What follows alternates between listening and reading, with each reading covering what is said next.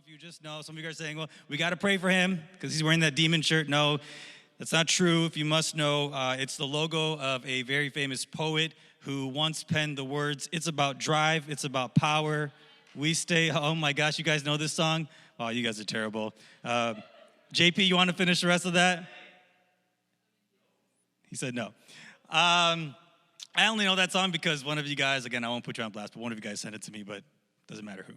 Pray for Pete Joey, too, while you're praying for me. Pastor Joey is currently suffering in Cabo, Mexico, where it is blistering 86 degrees. So, we really got to keep him in prayer. He asked me to fill in while he suffers down there in Mexico. I'm sure he's having a very, very difficult time and missing the 40-degree weather that we are currently in right now. Speaking of someone who suffered for the Lord, I'm going to talk to you guys about a man named Elijah from the Old Testament. Some of you guys may know of him, some of you may not know of him, but basically Elijah was a pretty big deal. As far as men of God in the Old Testament go, Elijah, I would say he's up there. He is one of two people who in Matthew 17 witnessed the transfiguration of Jesus Christ. So if you don't know, in Matthew 17, Jesus takes three of his disciples up on a mountain, and basically the glory of the Lord shines on him, or his face shines like the glory of the Lord, and Moses and Elijah are there with him. So to be in that company of the 1, 2, 3, 4, 5, do my math, 6 people, to be one of those 6, that's pretty awesome. Fun fact, Elijah is one of 2 people in the Bible who never died. So even Jesus died. I'm not saying Elijah is greater than Jesus. Don't twist my words. I'm just saying that Elijah never died, and there's only 2 people in the Bible who never died. Basically, when it was his time on earth, God just said, "I'm just going to take you up." He just went straight up to heaven, okay? So he didn't suffer a physical death. Some people believe if you've gotten through to the end of the Bible, you know that Revelation is the last book of the Bible. In Revelation chapter 11, where it talks about the tribulation, the end times. In verse 5, it talks about 2 witnesses. Now, it doesn't give their names, but a lot of people do believe that one of these 2 people is Elijah. Someone who knows English, you can say it better. All right, is. We're going to go with is. All right, survey says is Elijah. And in Revelation chapter 11, verse 5, you're not going to see it on the screen, but I'll read it to you. It talks about these 2 witnesses of the Lord. Again, one of them probably being Elijah. It says, if anyone tries to harm them, fire comes from their mouths and devours their enemies. This is how anyone who wants to harm them must die. Okay, that's pretty crazy. So, Iron Man's got his thing and Hawkeye's got his thing, whatever. And then this guy who maybe is Elijah just breathes out fire. And I don't mean like the kind of fire that you guys breathe out, like when you're like trying to witness, like, Jesus, Lord, and like people are like, taken back, but that's your breath. That's something different. That's why we're all wearing masks. It's really not COVID. It's just COVID. We just made it up because, some of your breath be stanky. Listerine, guys, look it up. It's good for you. But anyways, so talking about Elijah suffering for the Lord in 1 Kings chapter 18, verse 21, I'll give you a little bit of a backdrop. So Elijah is a major prophet of his day, and there's a wicked king whose name is Ahab. There's a wicked queen whose name is Jezebel. If you're planning on having kids, if you have kids, hopefully you've named them already. Please, God, I hope you name them. If you haven't, go seek counseling. But if you're planning on having kids and you have a daughter, please don't name them Jezebel. It's not one of the prettiest names out there, or at least it's not based off a really good person in the Bible. So they are wicked rulers of Israel, and they set up idols, or they worship Baal, who is one of the false gods in the Old Testament. And Elijah is basically opposing them for a lot of his ministry at that time. And so Elijah comes up with this idea, or the Lord comes up with this idea, or the Lord has this plan, I should say, that's probably a better way to say it, where Elijah and the prophets of Baal, they go to a mountain, and they basically have kind of like a contest where Elijah is going to call on God to send fire on a sacrifice, and then the prophets of Baal, they're going to do the same thing, right? And whoever God sends fire on that sacrifice, that will be the way that people know that this is the true God, right? So we're going to take it from 1 Kings chapter 18, verse 21. Here we go. It says, Elijah went before the people. So he's talking to the people of Israel. He says, Elijah went before the people and said, how long will you waver between two opinions? If the Lord is God, follow him. But if Baal is God, follow him. Now we're going to bounce around a little bit. It's a very long text, but I cut out a little bit there. You can read the full length of it at home. But just to save some time, I did cut some parts out. So Elijah is saying, hey guys, you guys are wavering. You guys are going back and forth. You're in, and you're all in. God, I love you. God, we follow you. God, we saw what you did. We saw you part the seas, or we heard the stories of what you did with Moses, and so we're giving our hearts to you. And then all of a sudden it's like, oh, but Baal, like, I don't know, you kind of cute too.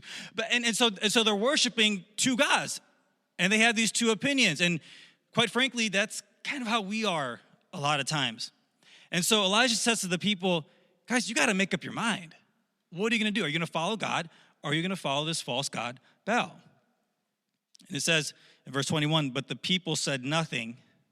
And so here we get to the meat of the story here in verse 26.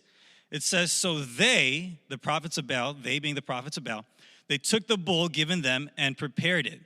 Then they called on the name of Baal from morning till noon. So this is not a 10-minute, 30-minute kind of challenge. This is quite an extensive challenge, if you will, that they're taking part in.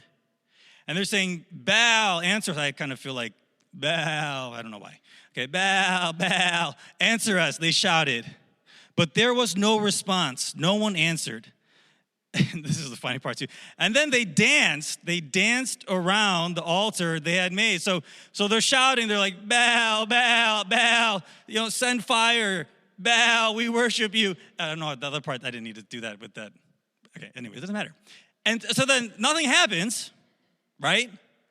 And so now they're like, Baal, Baal, Baal. Come answer our cries, right? I would twerk. But never mind. All right, we're not going to do that. The only reason why I know what twerking is because Jonathan showed us one time at a staff meeting, and I could never forget it.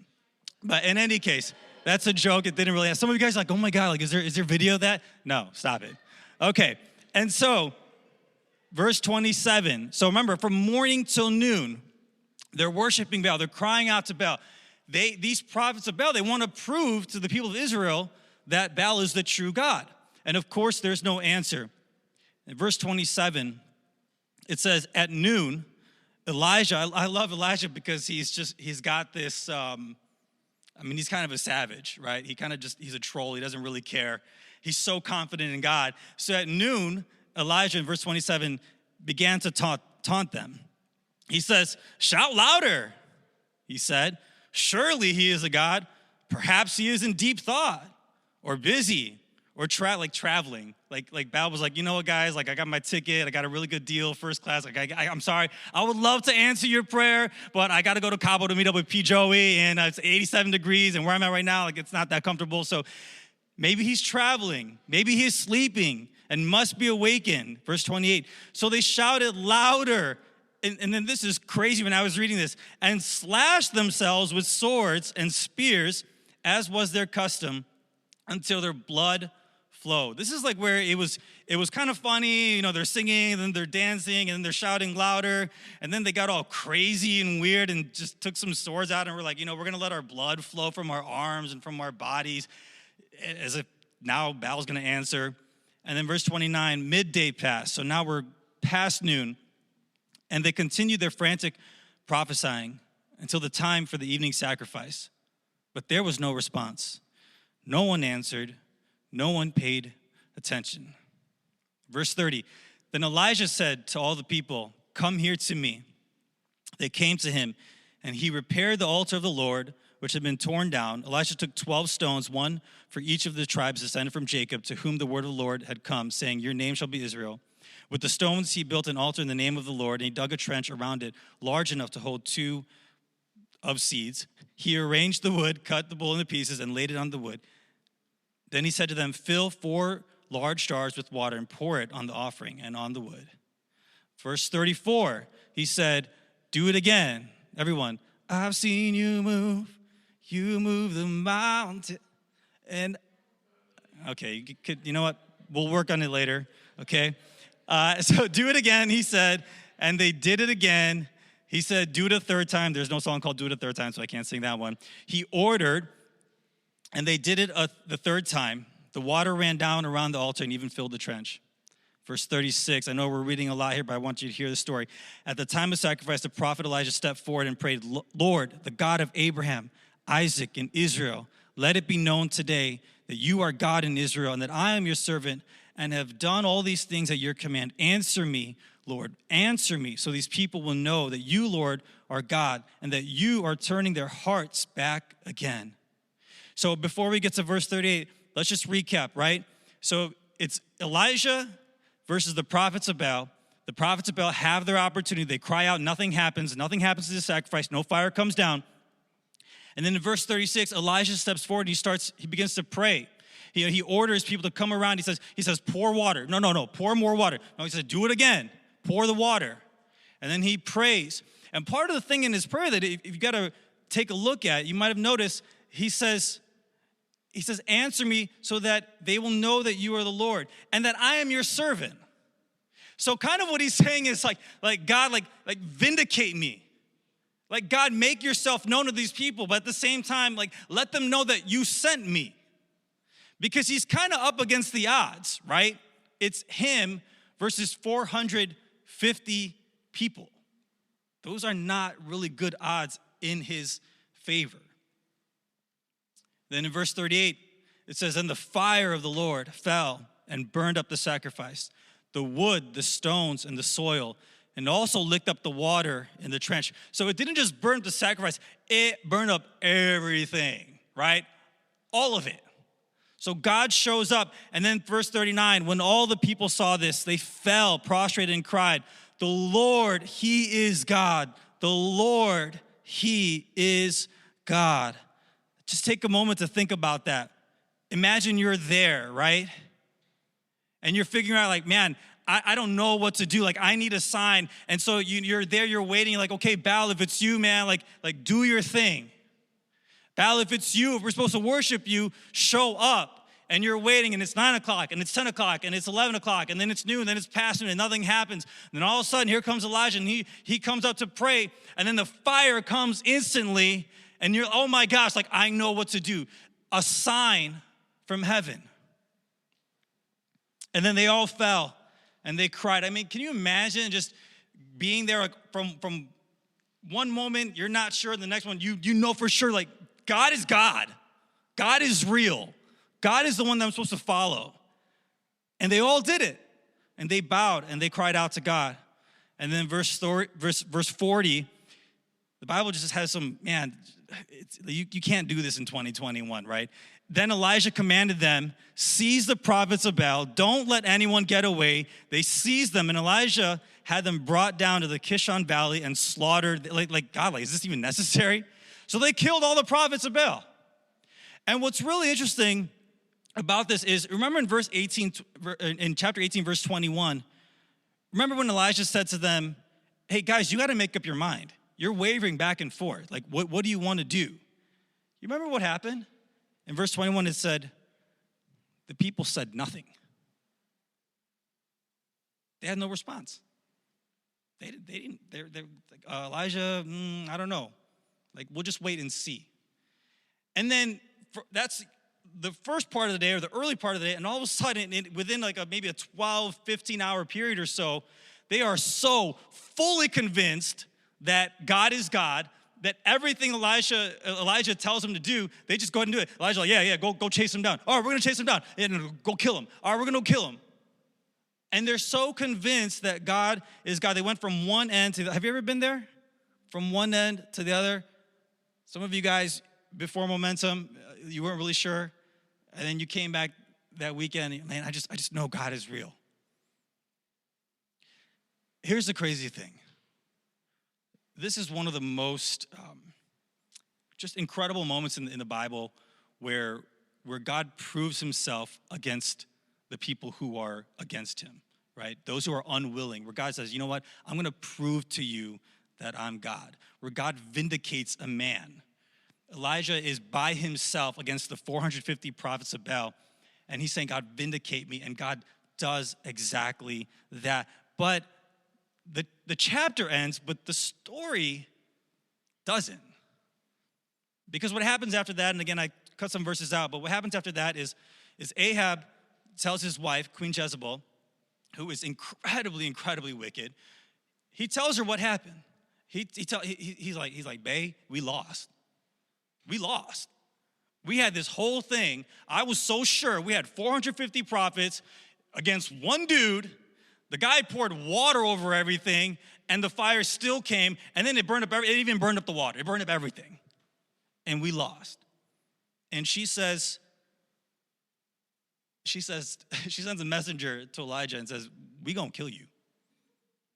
Hide your neighbors, hide your children, right? Like, we are gonna go find you, and we are gonna go kill you. And then we pick up the story here in chapter 19, verse 3. This is the same guy we're talking about. The same guy that vindicate me, God. This is the same guy with all the confidence. He's taunting the prophets of Baal. He is so sure who God is. He is so sure of who God called him to be. And then in verse 3 of chapter 19, it says, Elijah was afraid and ran for his life. When he came to Beersheba in Judah, he left his servant there. While he himself went a day's journey into the wilderness, he came to a broom bush, sat down under it, and prayed that he might die. He said, I've had enough, Lord. Take my life. Verse 13, then a voice said to him, this is about, maybe 20, 30, 40 days in. Then a voice said to him, what are you doing here, Elijah?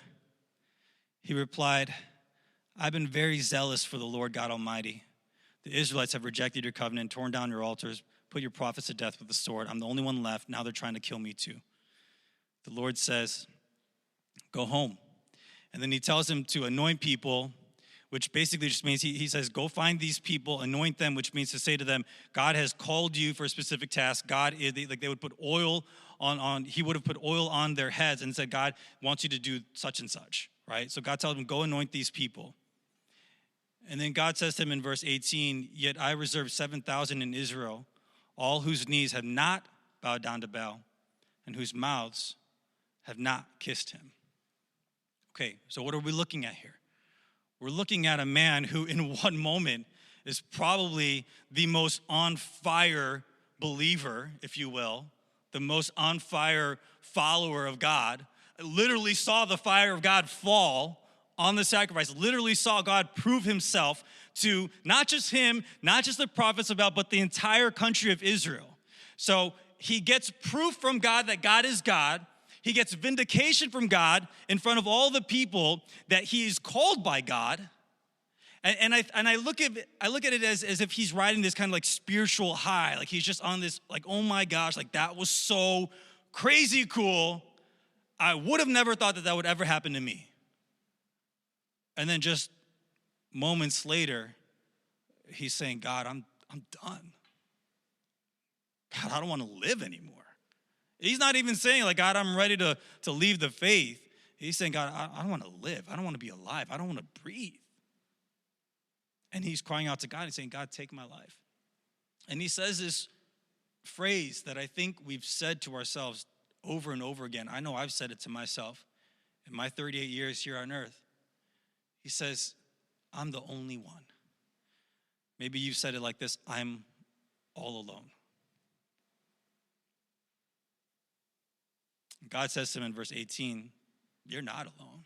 There's 7,000. We've got 7,000 followers who haven't given in, who haven't worshiped this false god. They're with you. You may not see them, but they're with you. You are not alone. And it's so crazy to me to see the juxtaposition of the two different Elijahs, one in chapter 18 and one in chapter 19. Juxtaposition just means to compare and to contrast. I know because I looked it up earlier in dictionary.com. So a new word that you guys learned. But to go from one end of being so confident in God, so sure of God, and then to I want to die. And I thought of you guys because I've been there before where you go to Momentum, and I heard that some of you guys going into Momentum, you guys did the right thing by really pressing into God, which is what you're supposed to do, because it carries even more weight, right? And some of you guys, you weren't doing so great, and then you went to Momentum, and God did something in your life, and that's amazing too. But the reality is that very quickly, all of that can just go away. I've been there. I can't tell you how many conferences I've been to and felt like this was it. This is like this, I know for sure. Or how many, even as a high school student, like leading worship services and seeing God do things. Like, I saw God like break a gangbanger in our school. And I saw him like weeping at the altar. And I was there leading worship. And I was like, oh my gosh, this is so incredible. And then the next day, I'm just living my life like nothing ever happened. Like, I get it. I've been there. Leaders, I'm sure you've been there. Students, I'm sure you've been there. And God shows us that here's a man in Elijah who was maybe the closest thing to being a man of God, right? At that time, at that day. Like if there was ever a man of God in his day, it would have been him. And he was there too. To feel like in one moment, like I'm there, I'm on the top of like nothing will ever shake me. I'll never leave you, God. I'll never doubt you. And then just maybe a few moments later, something happens, right? And you're scared and you're alone and you're terrified and you feel like, God, like, I don't know if I can do this anymore. And I get that. And what I want to say to you guys is what God said to him, you are not alone. I think one of the most powerful things about Momentum, and there's a lot of components that go into it that make it for such a special event, and even thinking about like the baptisms that we had last Sunday, you've got the worship, right? The worship is amazing. The speaker is amazing. But I think one of the things that we don't think about so much, or maybe you do, and maybe it's just something I never really thought of until recently, one of the best things about it is that you're with other people. Can you imagine what it would have been like if you were at that big church, if you were here on a Sunday, you were getting baptized, you're at a conference, and the band is doing their thing, and they're professionals, and they're amazing, and they bring in this guest speaker, and he's giving this amazing word, or she's giving this amazing word, and that's amazing, but you're the only one sitting there? What kind of impact? How would it be different? Would it have the same impact on you? Or would it just be kind of weird? There's something about being together.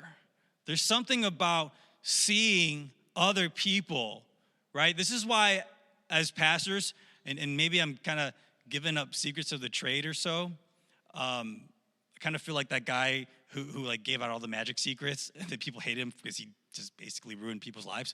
But anyways, pastors, when they give an altar call, you know, sometimes like they'll turn and face the stage when they're giving an altar call. All they're hoping for is just one person to come up. Not saying every time, but a lot of times. They're just hoping for one person to come up. Because if one person does it, someone else will do it too. So you're kind of just waiting for that one person. Because there's something in us, like when you see someone else do it, I see it on Wednesday nights when we open the mic and pastor says, you know, we're looking for people to pray. There's always like this first kind of, 45 seconds, a minute and a half or so, we're like, I'm not so sure. I don't know if I should do it. But as soon as that first person goes, all of a sudden it's like, hey, get out of my way. I want to say something too. And it's like, yo, chill. Like you could have came up first, you know? It's like Black Friday. There's something about seeing other people doing. There's something about doing it with someone else. That's why when you're working out, it's easier. You're more motivated when someone else is doing it with you. When you're doing your devos, you're more motivated when someone else is doing it with you. Can I tell you something? People always talk about how much I eat a lot, which I'm not really sure why. I guess it has something to do with me eating a lot. But you got that? Cool. But for some reason, there's something in me when I'm home. I guess I kind of do that. This is the bad story. I eat a lot all the time. Never mind. No, but honestly, when I'm with someone, there's something in me that's like, I feel like eating more. If I see someone like they're eating a lot and they're like, are you going to finish it? Like, well, now I'm going to finish it because you said, oh, you're going to finish it. Now I'm going to finish it. We spur each other on. The Bible says that it's good and pleasant when we dwell in unity. And unity doesn't mean that we agree on absolutely everything, because I know that we don't. I absolutely know that we don't agree on everything.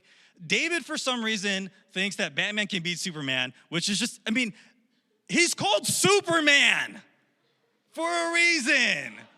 Batman just has a belt. Like, he's got a really nice belt. That's great. You got a belt. Okay, good. He's Superman. He has actual powers. So we don't agree on something that is actually very, very important. We don't agree. But we can still be united, right? When we worship together, when we talk to each other, we can be united. It's not about agreeing on every little detail. It's about understanding that this person is for you and understanding that you're for this person. And that's what we want to do here at Excel. That's what we want to do at Belmont. We want to spur each other on. Leadership can be lonely. Aaron, Count, if you guys can come up. Leadership can be lonely. Not so much in as you become a leader, as you grow in being a leader, that now you have less friends or less people in your life. That's not what I'm talking about. But more so, the further you go in your faith, the further you want to grow as a leader, you kind of find that there's not as many people that want to go with you. I think there was a reason why Elijah was by himself on that day, right? You guys hear what I'm saying? In Matthew chapter 26, you don't have to put it on the screen, but basically Jesus, he has his disciples, and this is before he's about to die, and he has his 11 disciples with him, and he goes to this garden where he's going to pray before he dies. And as he goes further in the garden, he tells some of them, like, hey, you guys stay here. And then he tells Peter, James, and John, who were also there at the transfiguration where Moses and Elijah showed up. He says, Peter, James, and John, you guys come with me, right? So understand what's happening here. Jesus is going to pray. He takes his disciples and he says, I'm going to go a little bit further. I want you guys to stay here. And then I want the three of you, Peter, James, and John, I want you to come with me. And then as he goes on a little further, he says, Peter, James, and John, I want you to stay right here. I'm going to go further, but I want you to pray with me. But I'm going to be over here. And I think it's a picture of, as we want to pursue the Lord, as we aim to chase him, as we make him our prize and our goal, you got to understand that not everyone's going to be willing to go as far as you're willing to go. Crazy part about that story is that when Jesus came back, even his top three, his best, were sleeping. And he says to them, like, couldn't you pray with me for an hour?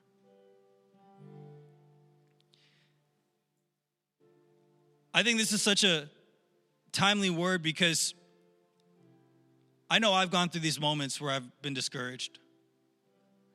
And I think a lot of us, like I said before, you felt that way where you're on this high after momentum or after baptisms. Can I tell you something? There have been so many people that I've seen who have gotten baptized, and it's amazing. I'm telling you, it's incredible. We love it. We always talk about it in our staff meetings. I loved seeing Matthew just give P. Joy this big hug. It was such a powerful moment, and we've had so many of those throughout the years. I've had the opportunity, the pleasure to witness so many of those baptisms in my 6+ years or so here at Belmont. But you know what happens a lot of times? And I hope that it doesn't happen to you guys if you got baptized on Sunday. A lot of times, weeks, months later, we don't see those people. Like a lot of the people. And I'm not going to sit here and try to tell you why. I'm just saying that there's so many times where we reach this kind of spiritual high, this pinnacle, this achievement, and then maybe we just decide, you know what, that's enough. Like, I'm good. Like, I settle. I don't know. But it's so easy to go from here to here, right? Elijah was there. He was like, look what I saw. And then the next moment he was saying, I don't want to be alive. And so for that reason, I feel like God gave me this word, but also because the holidays, we were talking about it in pre-service prayer. the holidays can be rough on a lot of us. The holidays can be lonely for a lot of us, if we're being honest with ourselves. Some of it is because we get outside of our routine. We're not here at church as much. We're not at school as much. And, you're around family, but for a lot of us, the family that we're around, we don't really know. And we consider each other family more than our actual family, which is not a right or wrong thing, but it just makes for a couple weeks or so where we're not around the people that we're actually closest to. I know for me, growing up, I've said this before, you guys know, I didn't have a dad, and so my mom, she worked crazy hours, and she always worked either Thanksgiving or Christmas. Like, she would kind of alternate between, one from one year to the next. And so there were times where at Thanksgiving we didn't do anything, or Christmas, we didn't do anything. And so the holidays really never meant a whole lot to me. And it even got to the point where I remember I was, I want to say a sophomore or a junior in high school, and I was talking to one of my teachers who was a really big influence on my life. I was at a Christian school, and she said to me, well, what are you doing for Thanksgiving? And I just said, I'm going to do what I did last year. She said, what did you do last year? I said, I went to Denny's. I ordered turkey by myself right here in Harlem by Montrose. And she was like, no, you got to come over. Like, I have a family. We can have you guys. We would love to have you over. And I just said, I'd rather be alone. I'm used to being alone. It makes sense to me. It's comforting to me. And she was so amazing. She was probably one of the first people to kind of butt in my life. Leaders, if you want to be a good leader, sometimes you got to butt in the students' lives, right? Just like the other leaders did for you, or P-Joy did for you. And she said, okay, fine, go to Denny's, but I'm going to meet you there. And I said, okay, like, that's fine. And so she did. And even as I grew older into being an adult, the holidays still didn't really mean anything to me. Even after getting married, we'd get invited places, and I would tell Susan, like, I don't want to go. Like, it's just something in me. Like, every time this season comes around, everyone's really happy. And that's the thing. You can be around a lot of people, and so physically you're not alone, but emotionally you are. I've been there. And so even being married, I just never wanted to go anywhere. And it wasn't until we had kids that I changed things up, because I didn't want my kids to go through the same thing that I went through. But there's even times, even back for Thanksgiving, last Thanksgiving, we had a lot of food, and I took about 30 minutes. I went to McDonald's on Thanksgiving because White Castle was closed. Shame on them. And there was something comforting about that. And some of us, we've just gotten really comfortable in the loneliness. And I feel like God is saying he wants to bring you comfort in the loneliness. He doesn't want you to be comfortable in the loneliness. You hear the difference there? He doesn't want you to settle there, but him bringing comfort is him being there. Like we were singing earlier, lead me to you, right? His love's uncomplicated. It's simple. I think about the story of Christmas, right? Jesus coming to earth as a baby. He could have just did it without inviting anyone. But he invited the shepherds, right? And he invited the wise men. And he invited people like Simeon and Anna. It was all about saying, hey, come close. Don't be alone. And I'm thankful that growing up as a believer, that I had leaders who wouldn't leave me alone. And you guys should be thankful to have leaders who don't leave you alone. And I'll just end with this, and it's not going to be on the screen, but Galatians chapter 6 says, Paul, he tells us to bear each other's burdens. That means Sal's going through something. I see Sal carrying something. It's something heavy. I got to come alongside him and say, hey, Sal, I'm going to help carry this with you. Right? And I've had people do that for me. I'm sure, leaders, you guys have had someone do that, and then you do that for others. And students, you do that for others. And it doesn't even matter the age. Because some of us think that I can't do this for my leader. right? Or I can't do this for P. Joy because he's there and I'm, no. You know, one of my favorite things or sources of comfort, I guess, or encouragement that I get is from Matthew. You know, I've said, when I spoke last time, I talked to you guys about the stuff that we're going through as a family with Susan being sick and Jack with autism, and it's all kinds of craziness. And we have so many people who are praying for us, and they're all encouraging. But I love Matthew's both. He'll just text me like, "Hey, do you need anything? Hey, Sal will come over and like bring donuts. Like,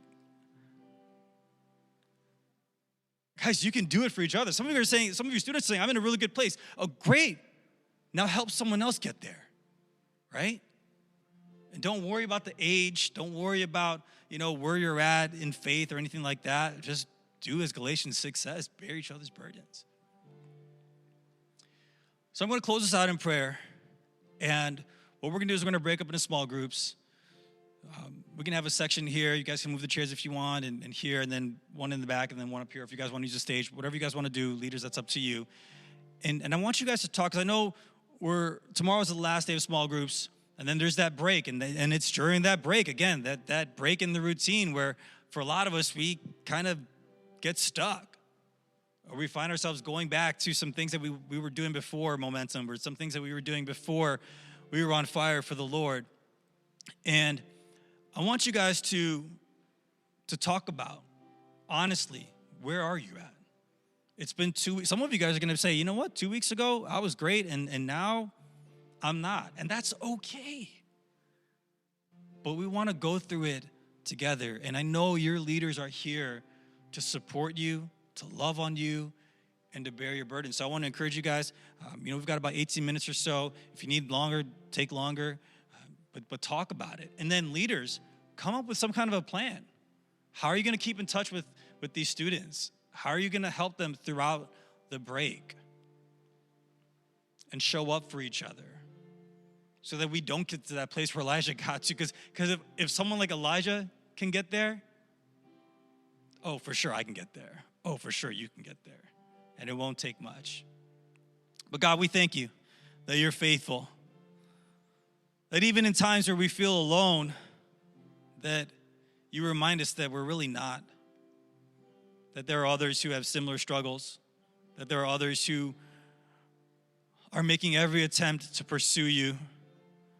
That there are others who are in that fight with us, resisting temptation, chasing after you, trying to know you, trying to leave behind the old life, Lord.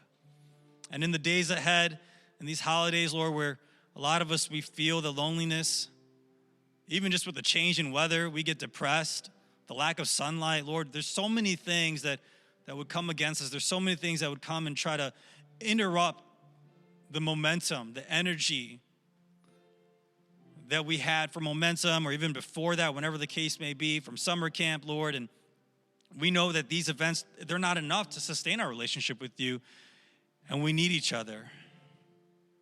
So I pray for these students, for these leaders, Lord, give them your spirit, give them your heart for each other, to carry each other's burdens, to be there for one another, to show up for one another. If they have to drag each other across the finish line, if they have to drag each other along on this race, Lord, let us do what it takes as we follow you. For those of us we want to grow in leadership, and when we struggle because we see that some of our friends, they don't want to pursue the way that we want to. God, give us the strength to simply do what's right, God. And so as we break up into groups, Father, I pray for open, honest discussion. I pray for no judgment, no condemnation, Lord, but only love, only an outpouring of grace and kindness. In Jesus' name, amen. All right, guys, so go ahead, and leaders, you guys know what to do. Get your students, get into your groups, take as much time as you need, talk it through, think about what you're going to do in the next month or so, especially during this small group break.